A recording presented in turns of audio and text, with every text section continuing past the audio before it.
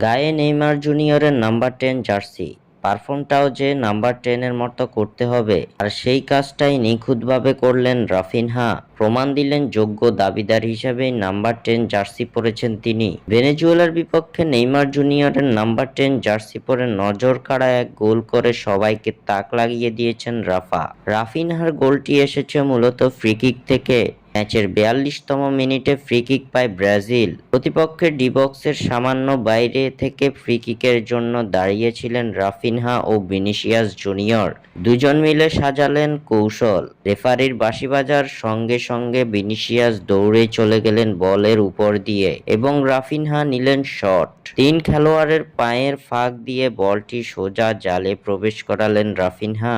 নজরকাড়া গোলটি করে রাফিনহা উদযাপনটাও করলেন নেইমার জুনিয়রের মতো। রাফিনহার এই গোলের মাধ্যমে দীর্ঘ ১৯ বছর পর ফ্রি-কিক থেকে গোল এসেছে ব্রাজিলের। স্বাক্ষর থেকে সাদবিন ইসলাম।